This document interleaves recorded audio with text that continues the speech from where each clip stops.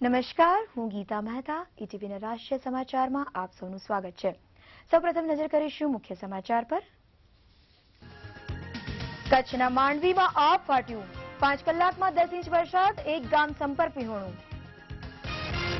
મોંઘવારીના દરને ડામવા યુપીએ સરકારના પ્રયાસો નિષ્ફળ. ફુગાવાનો દર પહોંચ્યો 8.75%. ગુર્જર અનામતના મુદ્દા પર જયપુરમાં બેઠક શરૂ. બીજા તબક્કામાં પણ કર્નલ બેંસલા રહ્યા ગેરહાજર. કૈલાસ માનસરોવર યાત્રા માટે પ્રથમ જથ્થો રવાના. 13 ગુજરાતીઓએ પાવન યાત્રામાં લીધો ભાગ. અને બોલિવૂડની સૌથી મોંઘી ફિલ્મ ફિલ્મી પડદે રજૂ.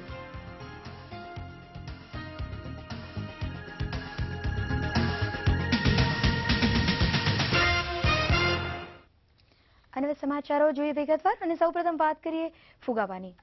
કેન્દ્ર સરકારે ફુગાવાને ડામવા માટે પગલાં લીધા હોવા છતાં પણ ફુગાવો ઘટવાનું નામ નથી લેતો. ફુગાવો 8.24 થી વધીને 8.75% નોંધાયો છે.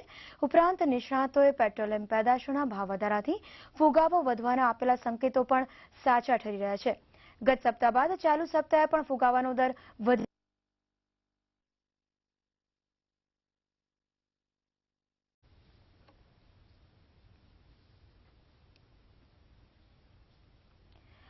ફુગાવો વિશે વધુ જાણીએ અમદાવાદના અમારા વરિષ્ઠ સંવાદદાતા ભરત પંચાલ પાસેથી.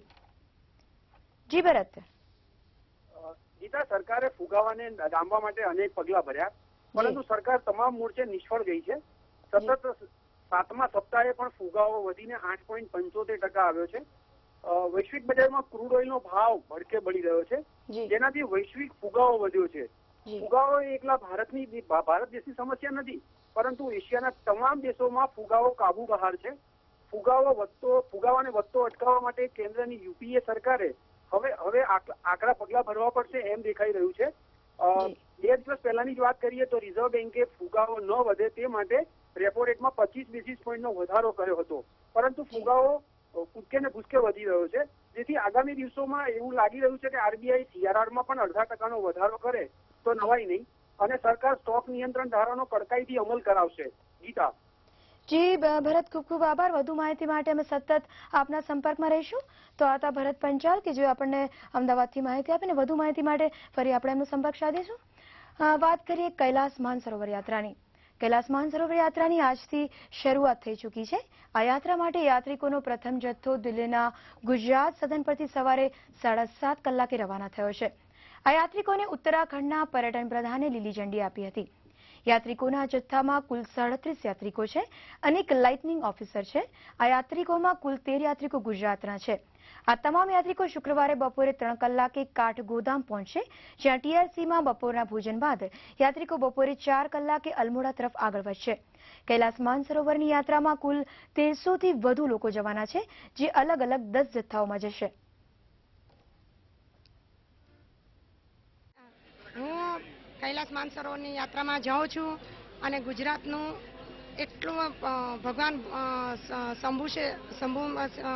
શંભુ પાસે એટલું માગીશ કે પૂરા વર્લ્ડમાં, આખા ભારતમાં ગુજરાતનું નામ રોશન થાય. ગુજરાત સરકારને એક પ્રતિનિધિત્વ કરું છું અને આખા ગુજરાત માટે માગું છું કે ભોળે શંભુ ગુજરાતનું નામ રોશન કરે. ગુર્જર અનામતના મુદ્દા પર ચર્ચા કરવા માટે જયપુરમાં આજે રાજ્ય સરકાર અને ગુર્જર નેતાઓ વચ્ચે બેઠક શરૂ થઈ ગઈ છે. આ બેઠકમાં ગુર્જરો તરફથી 28 સભ્યોનું પ્રતિનિધિમંડળ છે, તો રાજ્ય સરકાર તરફથી 9 સભ્યો છે. આ બેઠકમાં ગુર્જરોના નેતા કર્નલ બેંસલા અને રાજસ્થાનના મુખ્યપ્રધાન વસુંધરા રાજે ભાગ લેવાના નથી. ગુર્જર નેતાઓ કહે છે કે રાજ્ય સરકાર ગુર્જરોને અનુસૂચિત જનજાતિમાં સમાવેશ કરવા માટેની ચિઠ્ઠી કેન્દ્ર સરકારને મોકલે. આ ઉપરાંત ગુર્જર નેતાઓની માંગ છે કે તેમના નેતાઓ અને દેખાવકારો પર નોંધાયેલા કેસને પાછા ખેંચવામાં આવે અને ગુર્જર આંદોલન દરમિયાન માર્યા ગયેલા લોકોને વળતર આપવામાં આવે. જોકે બેઠક દરમિયાન ગુર્જરોનું આંદોલન તો ચાલુ જ રહેવાનું છે.